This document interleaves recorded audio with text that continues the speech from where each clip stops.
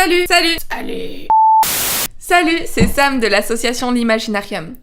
Aujourd'hui, je vais vous lire le début de la saga Les Descendants, tome 1, Deux fils, de S.A. William, autopublié. C'est celui-là. Je vous laisse vous installer confortablement et bonne écoute. Madame Jeffrey, nous ne pouvons pas laisser partir ces adolescents, c'est inconcevable. Vous imaginez les horreurs que qu'ils vont causer ? Oh, taisez-vous, monsieur Sirlin. Ils ont tous les deux 18 ans, ils n'ont plus rien à faire ici. Pressez-vous, les garçons.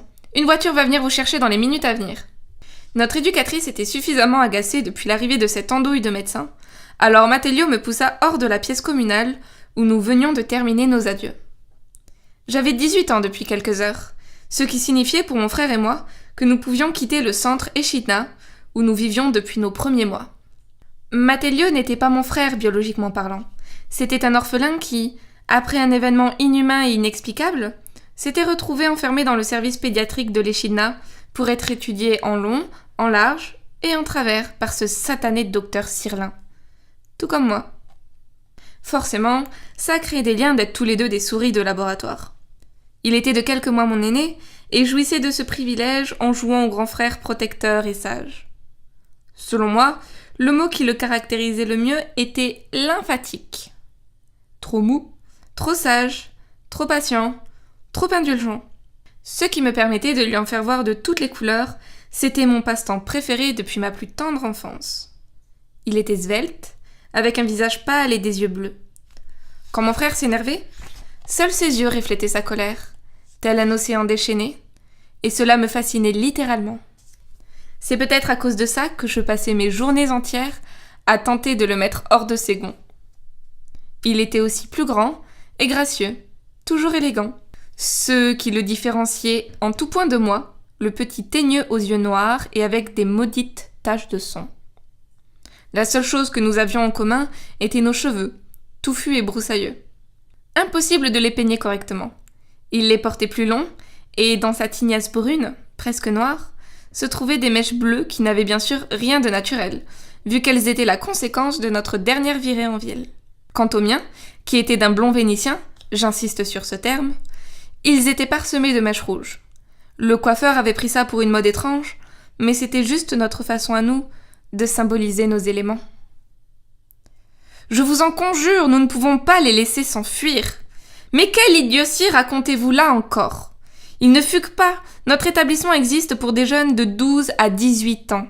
Ils sont majeurs, ils peuvent donc vivre leur vie comme ils l'entendent. Je gratifiai notre éducatrice d'un sourire chaleureux, tout en la plaignant sincèrement de devoir supporter monsieur Sirlin, grand homme à l'intelligence aussi foisonnante que ses cheveux sur son crâne dégarni. Madame Jeffrey, ils sont dangereux. Ce sont des erreurs génétiques capables de tuer. Ça suffit maintenant. Je vous ordonne de vous taire. Matélio et Keiwan n'ont aucune anomalie, si ce n'est leur particularité inexplicable. Ils ne sont pas dangereux et bien élevés. Mais remettez-vous en cause mes capacités, monsieur Sirlin ? Ils sont tous deux prêts à vivre leur vie et ne sont en aucun cas un risque pour l'humanité.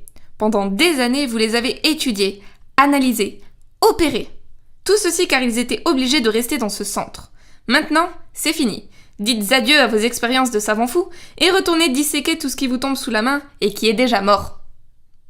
Elle s'arrêta de parler pour une pause lourde de sens. Le vieux vira au vert cacadois. Je me retins difficilement de rire en offrant un sourire sadique et monstrueux à cet homme qui m'avait tant traumatisé. « Kay !» souffla mon frère en m'assénant un coup de coude dans les côtes. « Ne fais pas l'andouille maintenant.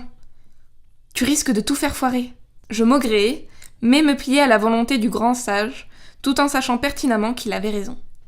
« Je vous prie de partir maintenant. J'aimerais faire mes adieux aux garçons. Pour toute autre plainte, allez voir le directeur. » Elle lança un regard mauvais par-dessous ses lunettes rectangulaires, qui fit fuir l'importun, non sans proférer des insultes, voire même des menaces à notre encontre. Madame Jeffrey se tourna à présent vers nous. Son air dur et menaçant se changea rapidement en un regard doux et affectueux. « Je suis désolée, mes enfants. Je ne pensais pas qu'il oserait vous faire une nouvelle scène. Mais maintenant, c'est fini.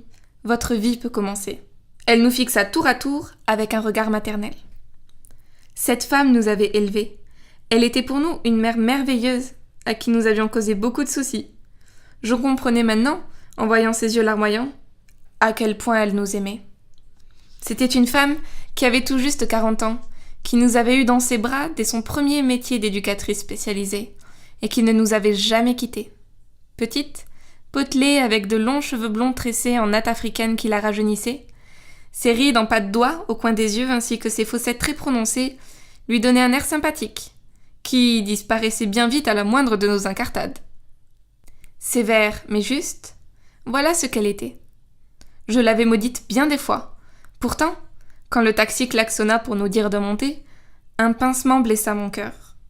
Elle nous enlaça pour la première fois depuis bien longtemps, en laissant couler une ou deux larmes dans notre dos. Faites bien attention à vous, et veillez bien l'un sur l'autre. Bien sûr, répondit Matélio qui semblait profondément peiné. Ne revenez plus ici. Qui sait, ça pourrait être dangereux. Partez maintenant, avant que je ne perde toute crédibilité de dictatrice en chef. Tyran était plus adéquat, mais soyez tranquille, je vous pardonne. Merci de ta grande générosité, Keiwan. Prends garde à toi maintenant. Allez, oust! Nous profitâmes encore quelques secondes de son étreinte avant de lui tourner le dos pour charger dans le coffre du véhicule nos 2 valises qui contenaient toute notre vie. Nous grimpâmes à l'arrière en faisant signe à Madame Jeffrey, qui essayait vainement de sécher ses larmes. Le taxi démarra, nous éloignant ainsi du centre qui nous avait maintenus prisonniers pendant presque 18 ans. C'était le début de la saga Les Descendants, tome 1, 2 fils, de S.A. William. Si vous souhaitez en découvrir davantage sur l'auteur, je vous invite à venir la rencontrer au Salon du Livre L'Imagina Livre, qui aura lieu le 17 et 18 mars 2017 à Toulouse. Pour avoir plus d'informations sur l'auteur, je vous laisse dans la description le lien vers son site internet. Et pour en savoir plus sur nous, toujours notre page Facebook et notre Twitter. N'hésitez pas à vous abonner à la chaîne. On se revoit très vite, des chatons, des licornes, et que la lecture soit avec vous.